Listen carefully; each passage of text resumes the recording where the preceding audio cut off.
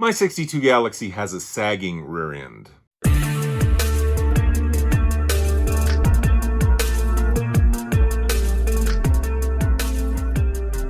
Greetings, fellow DIYer, and welcome to my video. The leaf springs that came on the car were, I'm guessing, the original ones that were installed on the car back in 1962.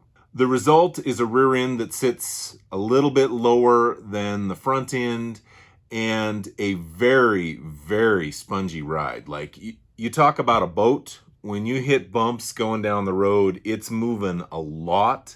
Now, the obvious solution would be to fix it right.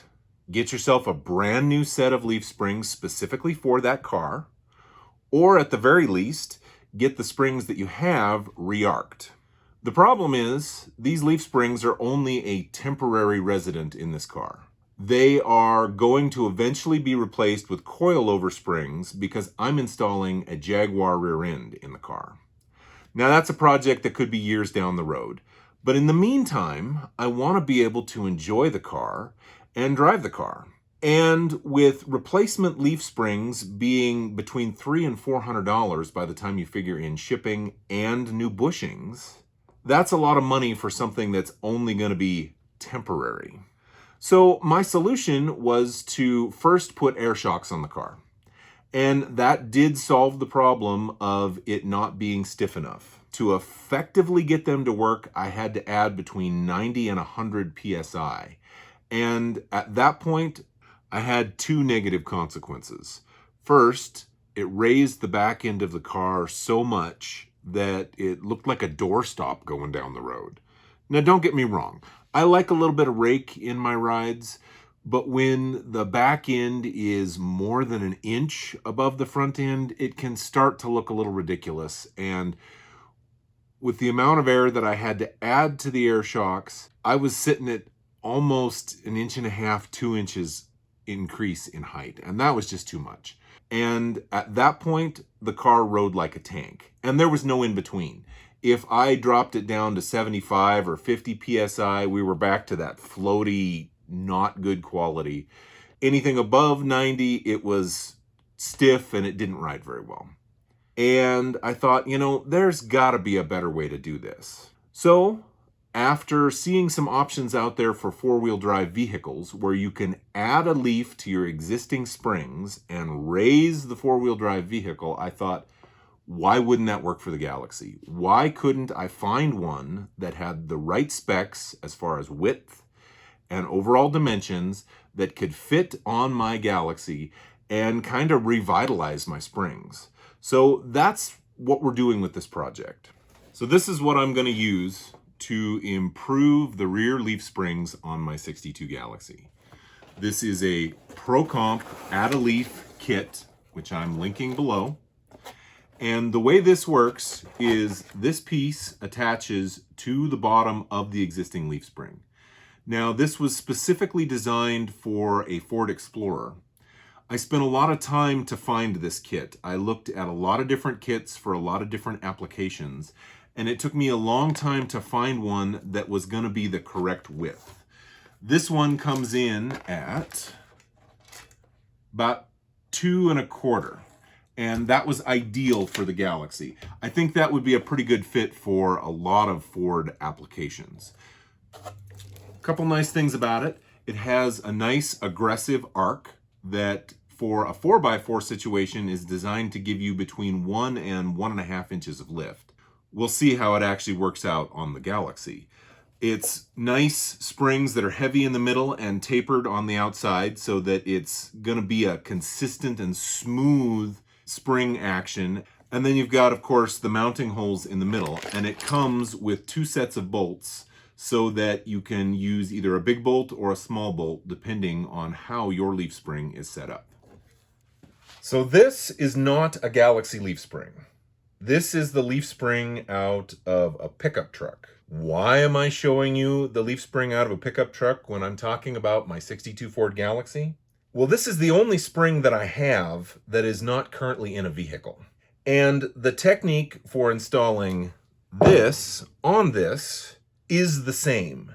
So I'm going to use this just to kind of mock up what I ended up having to do under the vehicle to install this on the Galaxie leaf spring. The first thing I had to do was figure out about where this was going to mount. Now, this is the bolt pack that holds this together, and this is the center hole. So just up from that, I installed C-clamps on the spring because I wanted to hold the spring pack together so that I could remove this bolt.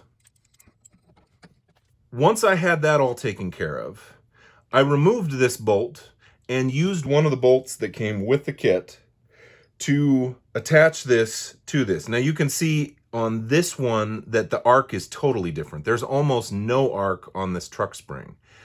On the case of the Galaxie, this was a more aggressive arc than the Galaxie, but not by a ton. I think I had about maybe about an inch gap. So once this bolt is removed, you install the new bolt in its place and you begin tightening it down. Now, this is a heavy grade bolt, and it is designed to take up all the pressure of this spring and be able to tighten it down.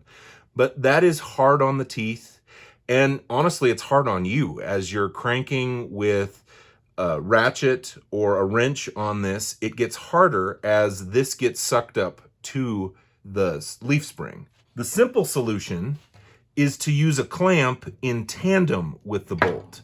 So what I would do is I would tighten this, I'd get it fairly tight, I'd get to the point where I'd start to feel some resistance, and then I would tighten my clamp. And once my clamp was tight, this turned a whole lot easier, and I could snug it up a little further. And again, once it got tight, I tightened up the clamp. And we continued that process until the leaf from the add-a leaf was flush up against the bottom of the leaf spring, and everything was tight. At that point, all I had to do was cut off the excess thread and bolt from the leaf spring connecting bolt and put everything back together on that side. This is what it looks like under the car. As you can see, fits nicely into the U-bolt bracket, attaches nicely to the bottom of the leaf spring. This is the back of the leaf spring. And here we have the front of the leaf spring. As you can see, it comes in right in front of the leaf spring retaining clip to hold the pack together, and fits really nicely into the setup.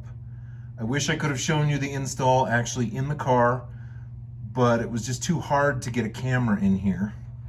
What I ended up doing was putting a jack underneath the rear end and raising it up after I'd removed the U-bolts, and then used a jack stand to hold it in place. And that gave me plenty of space between here and here to work with the add-a leaf kit.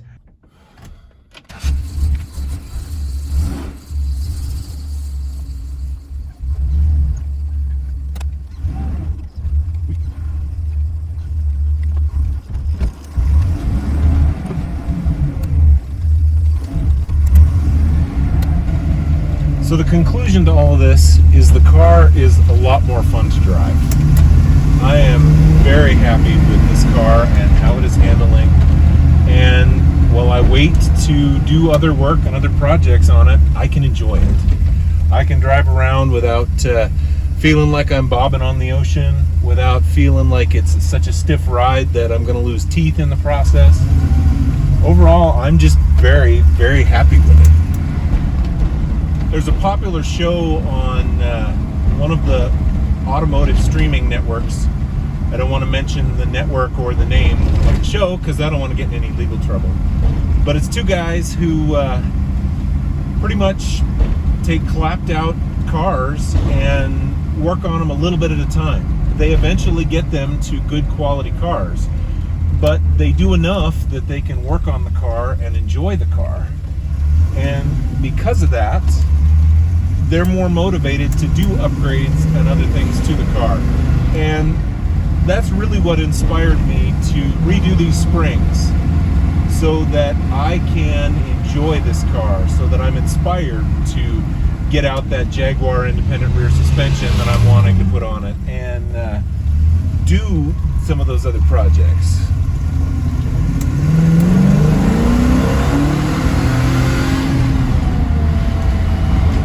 Sorry if that camera's moving around a little bit. We're seat belted in as best as I possibly could with a tripod.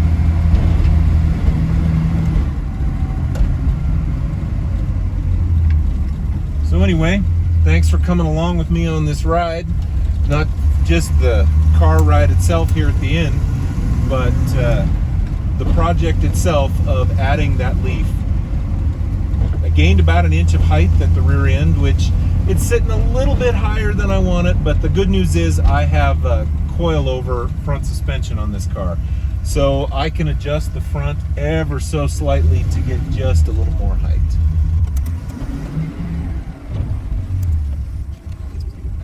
If you like what you've seen, please click like. If you'd like to see more, please subscribe. Thanks for watching.